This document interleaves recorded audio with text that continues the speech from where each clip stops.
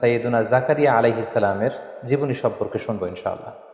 সাইয়েদুনা জাকারিয়া আলাইহিসসালাম তিনি ছিলেন বনি ইসরায়েলের একজন নবী, যিনি ফিলিস্তিনের বাইতুল মাকদাসে বসবাস করতেন। তিনি ইয়াহইয়া আলাইহিসসালামের পিতা ছিলেন এবং মারিয়াম আলাইহিসসালামের খালু ছিলেন, এবং পেশাগত দিক থেকে তিনি ছিলেন কাঠমিস্ত্রি। আল্লাহ রাসূল সাল্লাল্লাহু আলাইহি ওয়াসাল্লাম সুনানে ইবনে মাজার একটা বর্ণনায় তিনি বলেন যে কানা জাকারিয়া নাজ্জারান, অর্থাৎ আল্লাহ নবী সাইয়েদনা জাকারিয়া আলাইহিসসালাম তিনি ছিলেন পেশায় নাজ্জার, অর্থাৎ দাওয়াতি কাজের পাশাপাশি নবুয়তের পাশাপাশি তিনি কাঠের কাজ করতেন বা কাঠমিস্ত্রির কাজ করতেন।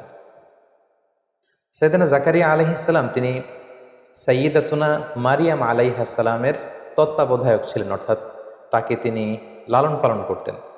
এই ঘটনাটা ঘটেছিল এভাবে: মারিয়াম আলাইহিসসালামের পিতার নাম ছিল ইমরান, যিনি বনি ইসরায়েলের অনেক বড় একজন ইমাম ছিলেন বা পাদ্রী ছিলেন। আর তার স্ত্রী এর নাম ছিল হান্না, হান্না বিনতে ফাখুজ। আর তাদের পরিবারেই এসেছে মহিয়সী নারী মারিয়াম আলাইহিসসালাম। হান্না বিনতে ফাখুজ যখন গর্ভবতী তখন তিনি মানত করেছিলেন যে হে আল্লাহ, আমার গর্ভে যে সন্তান জন্মাবে আমি তাকে বাইতুল মাকদাসের জন্য ডেডিকেট করব। কিন্তু তিনি যখন বেবি ডেলিভারি করলেন তখন তিনি দেখতে পেলেন যে তিনি কন্যা সন্তান জন্ম দিয়েছেন। এই ঘটনাটি আল্লাহ তাআলা সূরাত আলে ইমরানে খুব চমৎকারভাবে বলেছেন যে ইদ ক্বালাত ইমরাআতু ইমরান রব্বি ইন্নী নাযারতু লাকা মা ফি বাতনি মুহাররারান ফাতাকাব্বাল মিন্নি। অর্থাৎ হান্না বলেছিল, হে আল্লাহ, আমার পেটে তুমি যে সন্তান দিয়েছো এটাকে আমি বাইতুল মাকদাসের জন্য মুক্ত করে দিলাম, দিয়ে দিলাম, সে বাইতুল মাকদাসের খাদেম হবে। ইন্নাকা আনতাস সামিউল আলিম, আল্লাহ তুমি সব শোনো, তুমি সব জানো। ফালাম্মা ওয়াদাআতহা, যখন তিনি ডেলিভারি করলেন বেবিটা, ক্বালাত রব্বি ইন্নী ওয়াদাআতুহা উনসা, তিনি বললেন হে আল্লাহ, আমি তো কন্যা সন্তান প্রসব করেছি, কন্যা সন্তান দিয়ে আমি কিভাবে তাকে বাইতুল মুকদ্দাসের খাদেম বানাবো? আল্লাহ তাআলা তখন বললেন যে ওয়াল্লাহু আ'লামু বিমা ওয়াদাআত, যে সে কি ডেলিভারি করেছে এটা আল্লাহ তাআলা খুব ভালো করেই জানে। ওয়ালাইসা যাকারু কাল উনসা, অর্থাৎ হে হান্না, তুমি বিচলিত হয়েও না, তুমি এমন মেয়ে জন্ম দিয়েছো অনেক ছেলেরাও তার মতো হতে পারবে না। ওয়া ইন্নী সাম্মাইতুহা মারিয়াম, আর হান্না বলল আমি এই কন্যা সন্তানের নাম রেখে দিলাম মারিয়াম। ওয়া ইন্নী উঈযুহা বিকা ওয়া যুররিয়াতাহা মিনাশ শাইতানির রাজিম, আমি তাকে এবং তার যে অনাগত ভবিষ্যৎ প্রজন্ম আসবে তাদেরকে আমি শয়তানের দুষ্ট খোঁচা থেকে আল্লাহর কাছে পানাহে রাখলাম। ফাতাকাব্বালাহা রব্বুহা বিকবুলিন হাসান, আল্লাহ তাআলা মারিয়ামকে কবুল করে নিলেন। ও আম্বাতাহা নাবাতান হাসানা, আর মারিয়ামের মা মারিয়ামকে লালন পালন করতে লাগলো। ওয়া কাফফালাহা জাকারিয়া, আর মারিয়ামকে দেখভালের দায়িত্ব নিল জাকারিয়া। তাহলে সূরাত আলে ইমরানের এই যে কয়েকটি আয়াত আমরা তেলাওয়াত করলাম, তার একেবারে শেষের দিকে আমরা যে তথ্যটি পেলাম সেটা হচ্ছে মারিয়াম আলাইহিস সালামকে দেখভালের বা তত্ত্বাবধানের কিংবা লালন পালনের প্রকৃত দায়িত্বটি পালন করেছেন বেসিকলি তার খালু জাকারিয়া আলাইহিস সালাম। কিভাবে তিনি দায়িত্বটি পেলেন? আমরা জানি যে মারিয়াম আলাইহিস সালামের পিতার নাম ছিল ইমরান, এবং তাদের ফ্যামিলির নামে আল্লাহ তাআলা কোরআনে একটা সূরা ডেডিকেট করেছেন, সূরাত আলে ইমরান নামে। সো মারিয়াম যখন জন্মগ্রহণ করলো এবং তাকে যখন বাইতুল মুকদ্দাসের জন্য ডেডিকেট করা হলো, তখন কে তার দেখভাল করবে, কে তার দায়িত্ব নেবে, এ নিয়ে লোকদের মাঝে ঝগড়া হতে শুরু করলো। সবাই বললো যে আমি এই দায়িত্ব পালন করব, কারণ মারিয়াম আমাদের ইমামের মেয়ে, আমাদের সবচেয়ে বড় সম্মানিত পাদ্রী ইমরানের কন্যা। সো তাকে আমরা তার দায়িত্ব নিতে চাই। তো সবাই যখন দায়িত্ব নিতে চাইলো তখন তাদের মধ্যে কোরা করা হলো, অর্থাৎ লটারি করা হলো, এবং লটারিতে সাইয়েদনা আল্লাহ নবী জাকারিয়া আলাইহিস সালামের নাম এসেছিল।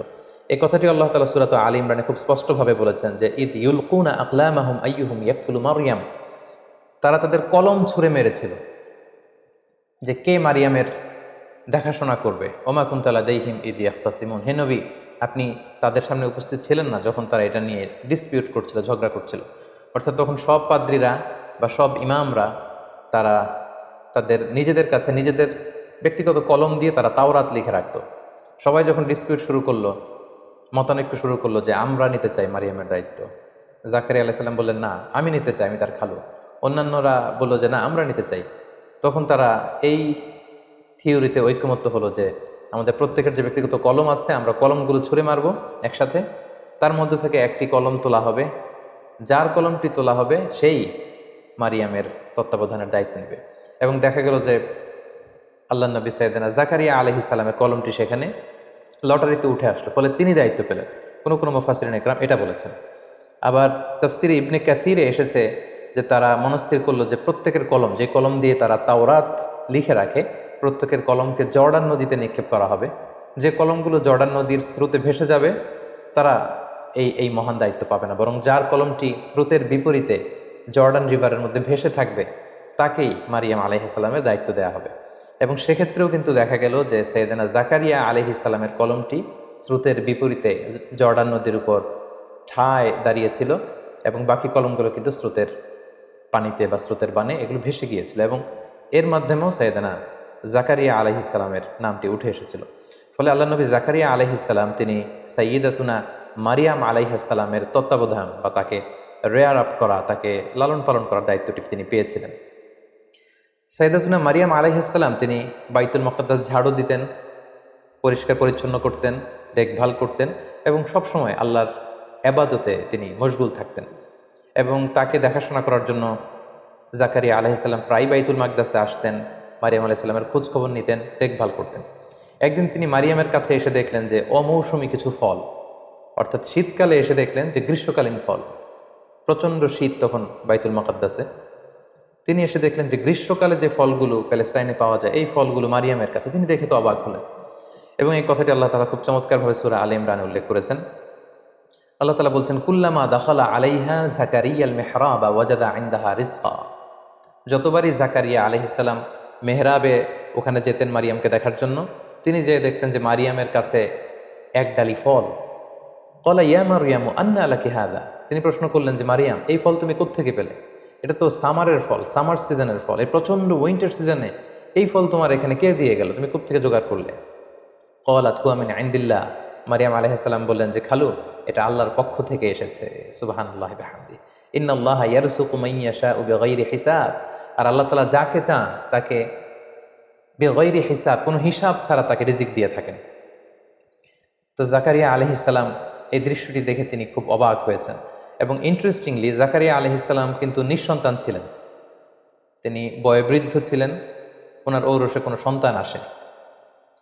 তো ওনার যখন কোনো সন্তান নেই, ঠিক ওই মুহূর্তে উনি যখন দেখতে পেতেন যে মারিয়ামের কাছে অমৌসুমী কিছু ফল, এই মৌসুমে তো এই ফল পাওয়ার কথা না, এই দৃশ্য দেখে ওনার ভগ্ন হৃদয়ে আবার আশার সঞ্চার হলো। তিনি ভাবলেন যে যে আল্লাহ তাআলা মারিয়ামকে শীতকালে গ্রীষ্মকালীন মৌসুমী ফল খাওয়াতে পারে, সে আল্লাহ তাআলা তো চাইলে আমাকেও এই পুরো বয়সে, আমার এই বার্ধক্যের সময় আমাকে তো আল্লাহ তাআলা সন্তান দিতে পারেন। বেসিকলি মারিয়াম আলাইহিস সালামের সেই ফলের ডালি দেখে তিনি তার মনের কোনায় আশার সঞ্চার হলো, তিনি ইন্সপায়ার্ড হলেন, মোটিভেটেড হলেন। তিনি আল্লাহ তাআলার প্রতি আরও ভরসা বাড়ালেন। তিনি মনে মনে ভাবলেন যে আমার আল্লাহ তাআলার কাছে আমি চাইবো এবং চাইলে তিনি আমাকে সন্তান দিতে পারেন। মারিয়াম আলাইহিস সালামের এই দৃশ্য দেখে ইন্সপায়ার্ড হয়ে আল্লাহ তাআলার কাছে দোয়া করলেন। তিনি বললেন, রব্বি হাবলি মিন লাদুনকা যুররিয়াতান তাইয়্যিবা, অর্থাৎ হে আল্লাহ, আপনি আপনার পক্ষ থেকে আমার জন্য পবিত্র সন্তান দান করুন। খুব কায়মনোবাক্যে, একনিষ্ঠভাবে, সিনসিয়ারলি তিনি দোয়াটা করলেন। সূরা আম্বিয়াতে এসেছে তিনি দোয়া করেছেন, রব্বি লা তাযারনি ফারদাও ওয়া আনতা খায়রুল ওয়ারিসিন, অর্থাৎ হে আমার রব, আপনি আমাকে নিঃসন্তান বানিয়ে রাখবেন না, আপনি আমাকে একা বানিয়ে রাখবেন না, আপনি আমাকে উত্তম উত্তরাধিকারী দান করুন। এবং সূরাত মারিয়ামে এসেছে যে ইয নাদা রাব্বাহু নিদাআন খাফিয়া, তিনি চুপি সারে চুপি চুপি আল্লাহর কাছে কেঁদে কেটে দোয়া করলেন। দোয়ার ভাষাটা কেমন ছিল আমরা যদি একটু দেখি, যে কি প্রাঞ্জল, কি লালিত্যপূর্ণ শব্দ দিয়ে তিনি দোয়া করেছেন। তিনি বলেছেন, ক্বালা রাব্বি ইন্নী ওয়াহানাল আযমু মিন্নি, অর্থাৎ হে আল্লাহ, আমার দেহের হাড়গুলো, অস্থিগুলো দুর্বল হয়ে গিয়েছে। ওয়াহানাল আযমু মিন্নি, আমার হাড় দুর্বল হয়ে গিয়েছে। ওয়াশতাআলা রাসু শাইবা, আমার চুলের শুভ্রতা প্রকাশ পেয়েছে, মানে সাদা চুল হয়ে গিয়েছে সাদা, আমার দেহে শক্তি নেই, বার্ধক্যের ভারে আমি নুজ্জ প্রায়। ওয়ালাম আকুম বিদুআইকা রাব্বি শাকিয়া, কিন্তু হে আমার রব, তোমার কাছে চেয়ে আমি তো কখনো হতভাগা হইনি, আমি যখনই চেয়েছি তুমি দিয়েছ অঢেল। ওয়া ইন্নী খিফতুল মাওয়ালিয়া মিন ওয়ারাই, আমার পরে আমার যে আত্মীয় স্বজন আছে তারা আমার এই দাওয়াতি কাজের এই পরম্পরা তারা বজায় রাখতে পারবে না, আমি ভয় পাচ্ছি, আশঙ্কা করছি তাদের ব্যাপারে, আমার ভাতিজা, আমার ভাগিনা, আমার অন্যান্য আত্মীয়দের ব্যাপারে। ওয়া কানাত ইমরাআতি আখিরা, আর আমার স্ত্রী হচ্ছে বন্ধা, সন্তান জন্মদানে সে অক্ষম। ফাহাবলি মিন লাদুনকা ওয়ালিয়্যা, হে আল্লাহ, আপনি আপনার বিশেষ করম এবং ফজলে আপনার পক্ষ থেকে আমার জন্য একজন ওয়ালি, গার্ডিয়ান বা সন্তান নির্ধারণ করুন। এবং সুবহানাল্লাহি বিহামদি, আল্লাহ তাআলা সাইয়েদনা জাকারিয়া আলাইহিস সালামের এই কায়মনোবাক্যে করা দোয়াকে তিনি কবুল করে ফেললেন। উনি অত্যন্ত বার্ধক্যের ভারে নুজ্জ ছিলেন, বয়স্ক ছিলেন, ওনার স্ত্রী ছিল বন্ধা, কিন্তু আল্লাহ তাআলা বললেন ফাস্তাজাবনা লাহ, আমি তার দোয়া কবুল করলাম, তার ডাকে সাড়া দিলাম। ওয়া ওয়াহাবনা লাহু ইয়াহইয়া, আর তাকে আমি একটা সন্তান দিলাম যার নাম হচ্ছে ইয়াহইয়া। ওয়া আসলাহনা লাহু যাওজা, আর তার স্ত্রীকে আমি সন্তান দানে সক্ষম বানালাম। সুবহানাল্লাহি ওয়া বিহামদিহি।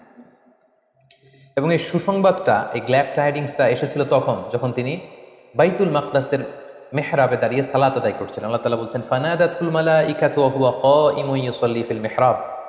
মেহরাবে যখন তিনি নামাজ আদায় করছেন, হঠাৎ ফেরেশতাদের এক দল এসে বলল যে glad tidings for you, Zakaria তোমার জন্য সুসংবাদ। আন্নাল্লাহা ইউবাশশিরুকা বিয়াহইয়া, আল্লাহ তাআলা আপনাকে ইয়াহইয়ার সুসংবাদ দিচ্ছেন। ইয়াহইয়া নামে একজন সন্তান আল্লাহ তাআলা আপনাকে দিবেন। তিনি তো অবাক হয়ে গেলেন। তিনি বললেন ক্বালা রাব্বি আন্না ইয়াকুনু লি গুলাম, আল্লাহ আমার সন্তান হবে কিভাবে?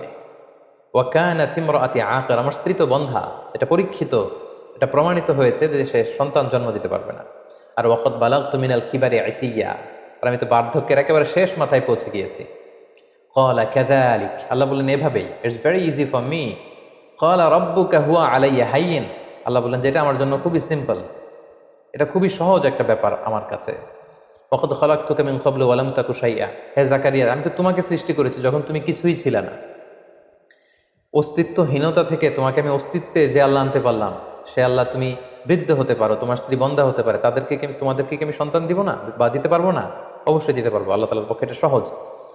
ক্বালা রাব্বি জাআলনি আয়া, জাকারিয়া আলাইহিস সালাম বলেন আল্লাহ তাহলে আপনি একটা সাইন দেন, আমাদেরকে একটা নিদর্শন দেন, কিভাবে বুঝবো যে আমাদের সন্তান হবে? লোকেরাও বা কিভাবে বুঝবে? ক্বালা আয়াতুকা আল্লা তুকাল্লিমান নাসা সালাসা লায়ালিন সাবিয়্যা, আল্লাহ বলেন তোমার নিদর্শন হচ্ছে সামনের 3 দিন তুমি আর কথা বলতে পারবে না, তোমার কথা বলার শক্তি আমি কেড়ে নিলাম, তুমি চুপ থাকবে 3 দিন। ইশারা ইঙ্গিতে কাজ করতে হবে, এবং সেটাই হলো। তিনি তারপরের 3 দিন কথা বললেন না। বানি ইসরাইলের যারাই এসেছে তাদেরকে তিনি আকারে ইঙ্গিতে আল্লাহর তাসবিহ তাহলিল করতে বললেন। সুবহানাল্লাহি বিহামদি। ঠিক এভাবেই আল্লাহ তাআলা সাইয়েদানা জাকারিয়া আলাইহিস সালামের মনোবাঞ্ছনা তিনি পূরণ করেছেন। তার হৃদয়টাকে আল্লাহ তাআলা সিক্ত করেছেন, তার দোয়াকে আল্লাহ তাআলা কবুল করেছেন। এবং সেটা ঘটেছে কিভাবে? ওই যে মারিয়াম আলাইহিস সালামকে তিনি ফল খেতে দেখেছেন, যেই ফল ওই টাইমে পাওয়া যায় না, তিনি মোটিভেটেড হলেন যে মারিয়ামকে আল্লাহ যদি এটা করতে পারে, আমি আল্লাহর কাছে চাইলে আল্লাহ আমাকে কেন দিবে না? সুবহানাল্লাহি ওয়া বিহামদিহি। আল্লাহ তাআলা তাকে সন্তান দান করলেন, তার নাম হচ্ছে ইয়াহইয়া। এবং ইয়াহইয়া আলাইহিস সালামের ব্যাপারে আমরা পরবর্তী এপিসোডে শুনবো ইনশাআল্লাহ। সাইয়েদনা জাকারিয়া আলাইহিস সালামের দাওয়াতের ব্যাপারে যদি আমাদের কথা বলতে হয়, তাহলে কোরআনের দিকে তাকালে আমরা দেখি যে ওনার দাওয়াতের ব্যাপারে স্পেসিফিকলি আল্লাহ তাআলা কোনো কথা কোরআনে তিনি বলেননি। তবে আমরা জানি যে পৃথিবীর সব নবীরা তাওহীদের দাওয়াত দিয়েছেন, একত্ববাদের দাওয়াত, ওয়াননেস অফ গড, পৃথিবীতে স্রষ্টা যে একজন, এটার দাওয়াত দিয়েছেন। সব নবীরা রিসালাতের দাওয়াত দিয়েছেন, যারা বাণীবাহক বা বার্তাবাহক হয়ে পৃথিবীতে এসেছেন তারা নিজেদেরকে রাসূল বলে প্রমাণ দিয়েছেন। এবং সবশেষে পৃথিবীর প্রত্যেক নবীরা দ্য লাইফ আফটার ডেথ, মৃত্যুর পরে যে আমাদের হেয়ার আফটার, আমাদের আখিরাত, the day of judgment, the day of accountability, এই আখিরাতের কনসেপ্ট কিন্তু পৃথিবীর প্রত্যেক নবীরা তার বা তাদের উম্মতদের সাথে শেয়ার করেছেন। সো এ থেকে আমরা এটা বলতেই পারি যে সাইয়েদনা জাকারিয়া আলাইহিস সালামও এর ব্যত্যয় করেননি, এর বিপরীত করেননি। তিনিও তার উম্মতদেরকে তাওহীদের দাওয়াত দিয়েছেন, রিসালাতের দাওয়াত দিয়েছেন এবং আখিরাতের দাওয়াত দিয়েছেন। এবং আমরা জানি যে বনি ইসরায়েলের লোকদের যে স্বভাব ছিল, তারা নবীদের বিরোধিতা করত এবং তাদের অনেকে তাদের নবীদেরকে হত্যা করেছিল। তো সাইয়েদনা জাকারিয়া আলাইহিস সালামের দাওয়াত কেউ কেউ গ্রহণ করেছিল, কিন্তু বেশিরভাগ লোক তার বিরোধিতা করে শেষ পর্যন্ত সাইয়েদনা জাকারিয়া আলাইহিস সালামকে মিথ্যা প্রতিপন্ন করেছে, তার বিরুদ্ধে ষড়যন্ত্র করেছে এবং তাকে হত্যার ষড়যন্ত্র করে সেটা বাস্তবায়ন করেছে। এবং সাইয়েদনা জাকারিয়া আলাইহিস সালামের মৃত্যু হয়েছে তার কওমের লোকদের হাতে, তার উম্মতের হাতে, অর্থাৎ বানি ইসরাইলের যারা জালেম, যারা অত্যাচারী, তাদের হাতে। কিভাবে সাইয়েদনা জাকারিয়া আলাইহিস সালামের মৃত্যু হলো, এক্ষেত্রে কোরআনে বা হাদিসে কিছু পাওয়া যায় না। তবে জিউস ট্রেডিশন, খ্রিস্টান ট্রেডিশনে কিছু বর্ণনা পাওয়া যায়, যেটি মুফাসসিরগণ তাদের তাফসিরে এনেছেন। একটি বর্ণনা এরকম পাওয়া যায় যে মারিয়াম আলাইহিস সালাম যখন ঈসা আলাইহিস সালামকে জন্ম দিলেন পিতা ছাড়া, ঈসা আলাইহিস সালাম পৃথিবীতে আসলেন, তখন ইহুদিরা ষড়যন্ত্র করলো এবং তারা এই অপবাদ রটাতে শুরু করলো যে মারিয়ামের সাথে তার খালু জাকারিয়া আলাইহিস সালামের অবৈধ সম্পর্ক ছিল। নাউযুবিল্লাহ বলে ইয়াদুবিল্লাহ। তারা প্রতিষ্ঠা করতে চাইলে সমাজে যে তিনি যেহেতু দেখভালের দায়িত্ব নিয়েছেন, তার সাথে এমন সম্পর্ক হয়েছে ফলে মারিয়াম গর্ভবতী হয়েছে। এবং এই ইস্যুটাকে তারা সোসাইটির মধ্যে রেইজ করে তারা সাইয়েদনা জাকারিয়া আলাইহিস সালামকে বন্দী করলেন, তাকে হত্যা করলেন। তার মৃত্যুর ব্যাপারে এই একটা বর্ণনা পাওয়া যায়। আরেকটা বর্ণনা পাওয়া যায় যে সাইয়েদনা জাকারিয়া আলাইহিস সালামের সন্তান ইয়াহইয়া আলাইহিস সালামকেও কিন্তু শিরচ্ছেদ করে হত্যা করা হয়েছে, যেটা আমরা নেক্সট এপিসোডে শুনবো ইনশাআল্লাহ। এবং সেটা করেছিল তৎকালীন বাদশাহ, আরবিতে যাকে বলা হয় হিরুদোস, ইংরেজিতে বলা হয় কিং হেরুড অ্যান্টিপাস। সে ইয়াহিয়া আলাইসাল্লামকে হত্যা করেছিল এবং তারপরে ইয়াহিয়া আলাইসাল্লামের পিতা জাকারিয়া আলাইহিসাল্লামকেও তার অনুসারীরা বা সাঙ্গপাঙ্গরা হত্যা করেছিল। দ্বিতীয় বর্ণনা মতে এসেছে যে জাকারিয়া আলাইসাল্লাম যখন শুনলেন যে তার কলিজার টুকরার সন্তান ইয়াহিয়া আলাইসাল্লামকে শিরোচ্ছেদ করা হয়েছে, তখন তিনি বাঁচার জন্য লুকালেন বা পালালেন। একটি গাছ তাকে বলল যে আপনি আমার ভেতরে আশ্রয় নিন। গাছ দুই ভাগ হয়ে গেল। জাকারিয়া আলাইসাল্লাম সেটার ভেতরে প্রবেশ করলেন। শয়তান এসে জাকারিয়া আলাইসাল্লামের জামার কিছু অংশ ধরে রাখলেন। পরবর্তীতে লোকজন তাকে খুঁজতে খুঁজতে যখন আসলো, তারা দেখলো যে একটা জামা দেখা যায় একটা গাছের ভেতর থেকে, এবং শয়তান মানুষের আকৃতিতে এসে বলল যে এর ভেতরেই জাকারিয়া আছে। এবং বনি ইসরায়েলের এই পাষণ্ডরা, এই জালেমরা করাত দিয়ে আল্লাহর এই পয়গাম্বার সাইয়েদনা জাকারিয়া আলাইহিস সালামকে হত্যা করে। তো এই বর্ণনাগুলো জিউস এবং খ্রিস্টান ট্রেডিশনে এসেছে। কোরআন এবং সুন্নাতে এই ব্যাপারে আসলে কিছু বলা হয়নি, কিন্তু কোরআনে বলা হয়েছে যে বনি ইসরায়েলের একটা স্বভাব ছিল, তারা ইয়াকতুলুন আল আম্বিয়া বিগাইরি হক, তারা তাদের নবীদেরকে অন্যায়ভাবে হত্যা করেছে। সো আমরা এই ঐতিহাসিক বর্ণনা থেকে এই ঘটনাটাকে সত্যি হিসেবে ধরেই নিতে পারি যে হয়তো সাইয়েদনা জাকারিয়া আলাইহিস সালামের দুটি পদ্ধতির কোনো একটি পদ্ধতিতে তাকে নিহত করা হয়েছে বা হত্যা করা হয়েছে। সম্মানিত শুধু এ পর্যায়ে আমরা বরাবরের মতো সাইয়েদনা জাকারিয়া আলাইহিস সালামের জীবন থেকে আমরা কি শিক্ষা পাই, কিছু লাইফ লেসেন্স আমরা বের করবার চেষ্টা করব। প্রথম যে শিক্ষাটা আমরা পাই সেটা হচ্ছে দি পাওয়ার অফ দোয়া। দোয়ার যে ক্ষমতা বা পাওয়ার, সেটা তো আমরা এই ঘটনা থেকে দেখলাম যে কিভাবে বার্ধক্যের একেবারে শেষ সীমানায় যিনি পৌঁছে গিয়েছেন, যার নিজের ভাষ্যমতে তার শরীরে কোনো জোর নেই, শক্তি নেই, যার চুল হয়ে গিয়েছে শুভ্র সাদা, যার স্ত্রী হচ্ছে বন্ধা, যিনি সন্তান জন্মদানে অক্ষম, এমন একজন বয়োবৃদ্ধ কাপলকেও কিন্তু আল্লাহ তাআলা সন্তান দিয়েছিলেন, এবং সেটা ছিল একনিষ্ঠ দোয়ার ফসল। আমি আমার বিভিন্ন আলোচনাতে প্রায় বলি যে দোয়া ইজ লাইক এ মিজাইল। আমরা মিজাইল হামলা করলে মিজাইল যেমনি লক্ষ্যবস্তু যে ভেদ করে, দোয়ার মতো দোয়া করলেও কিন্তু আপনার দোয়া আল্লাহর আরশে যেয়ে পৌঁছে যাবে। এজন্য আমরা যেন দোয়া করার সময় আমাদের হৃদয় নিংড়ানো মনের সবটুকুন আবেগ, উচ্ছ্বাস, ভালোবাসাকে উজাড় করে যেন আমরা দোয়া করি। যেমনটা আমরা দেখেছি তিনি দোয়া করেছেন যে রব্বি হাবলি যুররিয়াতান তাইয়্যিবা, রব্বি লা তাদারনি ফারদা ওয়া আনতা খায়রুল ওয়ারিসিন। হে আল্লাহ, আপনি আমাকে নেককার সন্তান দেন। হে আল্লাহ, আপনি আমাকে একা বানিয়ে রাখবেন না। হে আল্লাহ, আপনি আমাকে নিঃসন্তান বানাবেন না। তার একনিষ্ঠ দোয়ার কারণে কিন্তু আল্লাহ তাআলা এই বার্ধক্যে তাদেরকে সন্তান দান করেছেন। সো আমরা যেন বেশি বেশি আল্লাহ তাআলার কাছে দোয়া করি। এটা হচ্ছে আমাদের প্রথম শিক্ষা। 2 নম্বর যে শিক্ষাটা আমরা পেলাম সেটা হচ্ছে আল্লাহ তাআলার কাছে যখন আমরা দোয়া করব, তখন আমরা আমাদের নিজেদেরকে যত ছোট করে, যত খাটো করে, যত তুচ্ছ করে আল্লাহ তাআলার কাছে পেশ করতে পারি, তত ভালো। ঠিক ততই দোয়া কবুল হওয়ার পসিবিলিটি আরও হাই হবে, আরও বেশি হবে। নিজের সকল দুর্বলতাকে আল্লাহর সামনে প্রকাশ করা, নিজেকে ছোট করা। আমরা যদি দেখি যে সাইয়েদনা জাকারিয়া আলাইহিস সালাম এটাই বলেছেন যে আল্লাহ, আমার হাড়ের ভেতরে অস্থি নেই, মজ্জা নেই, আমার চুল হয়ে গিয়েছে সাদা, আমার স্ত্রী হয়েছে বন্ধা। আল্লাহ, আমাদের তো কোনো ক্ষমতা নেই, আমাদের সন্তান হওয়ার কোনো পসিবিলিটিই নেই স্বাভাবিক পদ্ধতিতে। কেবলমাত্র তুমি যদি বিশেষ রহমতে, বিশেষ কর্ম এবং ফজলে আমাদেরকে সন্তান দাও, তবেই আমরা সন্তান পেতে পারি। তার মানে নিজেকে দোয়াতে ছোট করতে হয়, এবং হাদিসে এসেছে যে দোয়াতে কাঁদতে হয়, নিজেকে ছোট করতে হয়, এবং অনুতপ্ত বান্দার চোখের পানির ফোঁটা আল্লাহর কাছে খুব প্রিয়। আমরা যদি রাসূলুল্লাহ সাল্লাল্লাহু আলাইহি সাল্লামের জীবনের দিকে তাকাই, সেক্ষেত্রেও দেখব তিনি দোয়াতে নিজেকে ছোট করতেন। তিনি বলতেন আল্লাহুম্মা ইন্নী আবদুক, হে আল্লাহ, আমি আপনার গোলাম। ওয়াবনু আবদি, গোলামের ঘরের গোলাম, মানে আমার পিতা আব্দুল্লাহ তিনিও আপনার গোলাম, আমিও গোলাম, আমার বাবাও গোলাম। ওয়াবনু আমাতিক, আমার মা আমিনা তিনিও আপনার গোলাম, মানে আমরা সবাই আপনার দাস, সবাই আপনার গোলাম। নাসিয়াতি বিয়াদিক, হে আল্লাহ, আমার মাথার চুলের ঝুঁটি আপনার হাতের মুঠোয়, আপনি যেদিকে টানবেন সেদিকে যেতে আমি বাধ্য। আদলুন ফিয়া খাদাউ, আপনি যে ফয়সালাই করবেন, যে ডিসিশনে আমার ব্যাপারে নেবেন, আমার টু শব্দটুকু করার কোনো সুযোগ নেই, কিছু বলার নেই। আপনি যেই ফয়সালাই করবেন সেটাই আমার জন্য ইনসাফ। তো এভাবে নবীরা দোয়াতে নিজেদেরকে বিলিয়ে দিতেন, নিজেদেরকে ছোট করে, তুচ্ছ করে, নিজেদের দুর্বলতাকে রবের সামনে প্রকাশ করে তারা দোয়া করতেন, আর সে দোয়া আল্লাহ তাআলা কবুল করে নিতেন। তো আমরা যেন দোয়ার ক্ষেত্রে নিজেদেরকে ছোট করে আল্লাহ তাআলার কাছে কায়মনোবাক্যে পেশ করি। এই শিক্ষাটা আমরা পেলাম। 3 নম্বরে আমরা যেটা শিক্ষা পেলাম যে নাথিং ইজ ইম্পসিবল টু আল্লাহ। আল্লাহর কাছে অসম্ভব বলতে কিছু নেই। তিনি সব করতে পারেন, তিনি সব করতে পারেন। তিনি পাহাড়কে দরিয়া করতে পারেন, তিনি দরিয়াকে পাহাড় করতে পারেন, তিনি শুকনো মরুভূমিতে তিনি ঝর্ণা বহাতে পারেন, তিনি তরঙ্গ বিক্ষুব্ধ সাগরকে ধুধু মরু প্রান্তর বানাতে পারেন। কুন ফায়া কুন, তিনি শুধু বলেন বি, ইট ওয়াজ, এটা হয়ে যায়। তিনি কোন বললে সেটা হয়ে যায়। সো আল্লাহ তালার কাছে অসম্ভব বলতে কিছু নেই, এটা আমরা জানলাম সাইয়েদনা জাকারিয়া আলাইহিস সালামের জীবনী থেকে। 4 নম্বরে আমরা যেটা শিখলাম বা জানলাম সেটা হচ্ছে আশা হারানো যাবে না, নেভার লুজ হোপ, আশাহত হবেন না। আমরা প্রায় দেখি যে অনেক নবদম্পতি বা দম্পতি, তাদের অনেক বছর বিয়ে হয়েছে, 5 বছর, 10 বছর, 15 বছর, এদের সন্তান হয় না। তারা অনেকে আমাদের কাছে এসে তাদের মনের দুঃখ কষ্টের কথা শেয়ার করে এবং তারা হতাশ। আমরা সে সমস্ত দম্পতি ভাই বোনদেরকে বলবো যে আপনারা হতাশ হবেন না। আপনারা যদি জাকারিয়া আলাইহিস সালামের জীবনের দিকে খেয়াল করেন, যে দেখবেন যে তাদের এই বার্ধক্যের সময় যে আল্লাহ তাআলা সন্তান দিয়েছেন, আপনাকেও আল্লাহ দিতে পারেন। আপনাকে চাইতে হবে, আপনি চান আল্লাহর কাছে, চাওয়ার মতো চাইলে আল্লাহ তাআলা শুনবেন। সো যে সমস্ত দম্পতির সন্তান হয় না, তাদের জন্য আমাদের পরামর্শ হচ্ছে যে আপনারা চেষ্টা করুন, আপনারা দোয়া অব্যাহত রাখুন, আপনারা প্রপার ট্রিটমেন্ট নিন। আল্লাহ তাআলা চাইলে আপনাদের মনের আশা পূরণ করতে পারেন।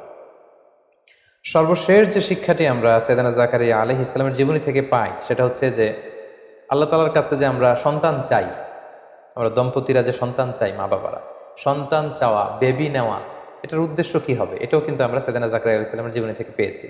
কারণ উনি আল্লাহকে বলেছেন যে আল্লাহ ইন্নী খিফতুল মাওয়ালিয়া মিন ওয়ারাই, অর্থাৎ হে আল্লাহ, তুমি আমাকে বনী ইসরাইলের নবী বানিয়েছো, আমি তোমার কথা মানুষকে পৌঁছে দিই, আমি বাণীবাহকের কাজ করি, আমি দাওয়াত ইসলামের কাজ করি, কিন্তু আমার পরে এই দাওয়াতকে কন্টিনিউ করবে, জারি রাখবে এমন কাউকে আমার বংশের মধ্যে আমি দেখতে পাচ্ছি না।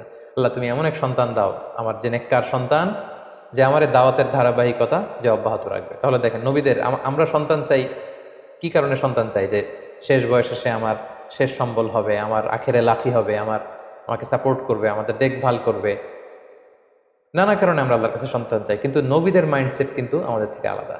তিনি বলেছেন ওয়াইনি খিফতুল মাওয়ালিয়া মিন ওয়ারাই, আল্লাহ আমার পরে তো এই দিন ইসলাম মিটে যাবে যদি নিউ জেনারেশনকে দাওয়াত দেওয়ার মতো কেউ না থাকে। আমার ভাই ভাতিজা, আমার ভাগিনা, এদের মধ্যে কাউকে তো আমি দেখি না যারা আমার এই দাওয়াতি মেসেজকে কন্টিনিউ করবে। সো আল্লাহ, আমাকে একজন নেককার আল্লাহওয়ালা সন্তান আপনি দান করুন, যে আমার এই দাওয়াতকে অব্যাহত রাখবে। সো আমরা সন্তান সন্ততি চাইবো এজন্য তারা সত্যের পথে থাকবে, তারা কল্যাণের বাণী প্রচার করবে এবং তারা আমাদের ভালো কাজগুলো যেখানে আমরা শেষ করেছি সেখান থেকে শুরু করে এর ধারাবাহিকতা বজায় রাখবে। আল্লাহ তাআলা আমাদের সবাইকে কথাগুলো বুঝার এবং আমল করার তৌফিক দান করুক। হাযা মা ইনদি ওয়াল ইলমু ইনদাল্লাহ, আলাইহি তাওয়াক্কালতু ওয়া ইলাইহি উনীব।